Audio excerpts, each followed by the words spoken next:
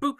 Happy Wednesday. Today is Wednesday, January the 11th, 2023. Today's daily Bible readings come to us from Psalm 89, 5 through 37, Isaiah 51, 1 through 16, and then Matthew 12, 15 through 11. I'm going to take a look at the text from Isaiah and talk about how you should look to the rock. And, not that rock with, the you can smell what's cooking thing. So let's talk about this first. This idea of unquarried stone is pretty prevalent in the Old Testament, and that's actually what got my attention about this text today. So there's this prohibition, and by that I mean it just means things that you're said you should not do. But there's a prohibition against using quarried or hewn stone, right? Specifically to build the altar of God. You see that. He's pretty consistent about that. The language you'll see is touched by human hands. Matter of fact, later on, should have looked this up first, but anyway, I think it's in Daniel or maybe Ezekiel. Sorry, you can look this up and tell me. Where he has a vision of an altar, a stone cut from the mountain without human hands, right? And it means this naturally occurring stone. So it hasn't been touched by human hands. Somebody hasn't like taken a hammer and a chisel to it.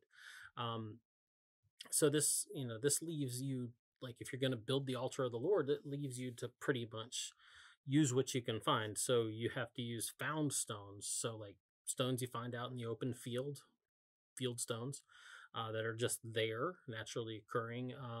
So like, or at the bottom of a hill where they've, like tumbled off and rolled down the hill, or at the bottom of a mountain where they've, like sometimes you drive by on roads and there's a rock cut or something and stuff just crumbles off. So yeah, you could build an altar with that because it's naturally loose and just there.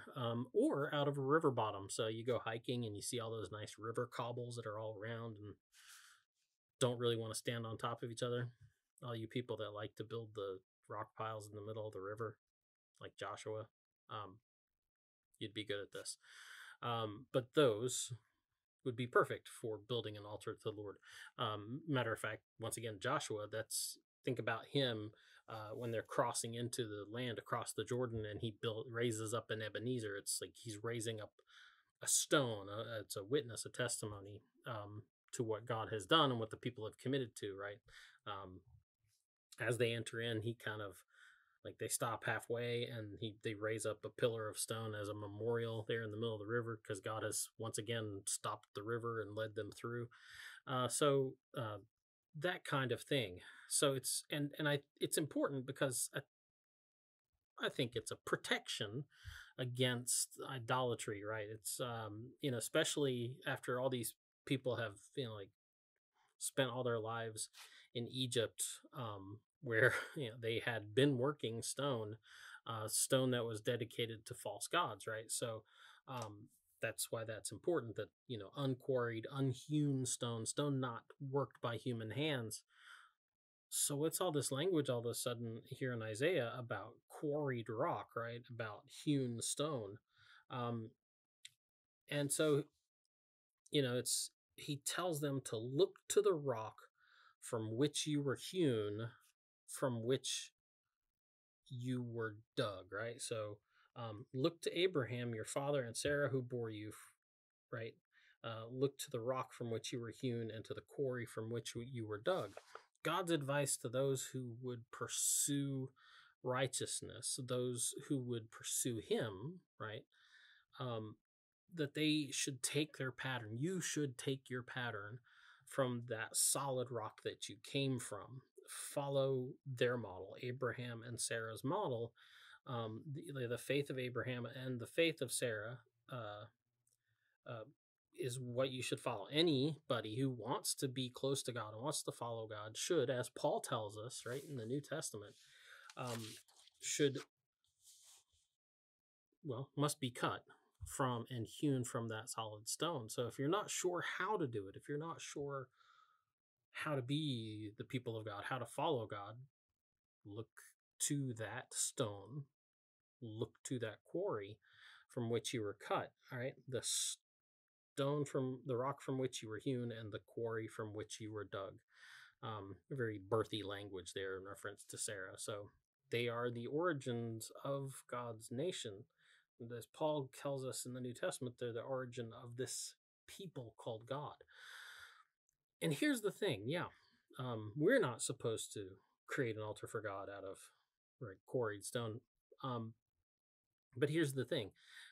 The question is, who does the cutting?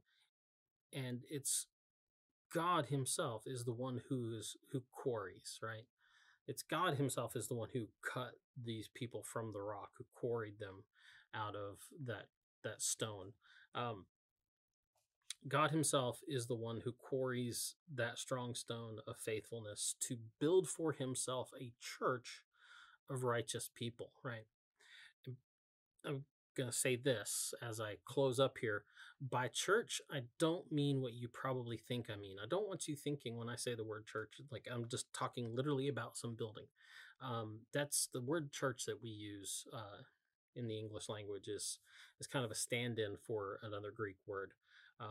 And it just means it has, and it unfortunately has come to mean for us just this building. So when we talk about the church, we just assume a building.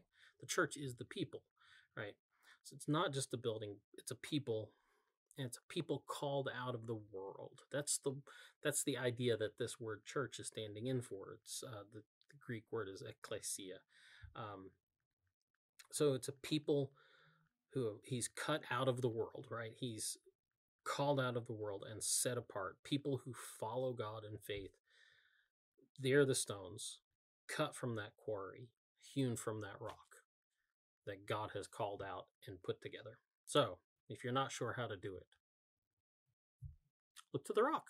Anyway, that's the DBR for today. Get out, enjoy the day, and we'll see you tomorrow.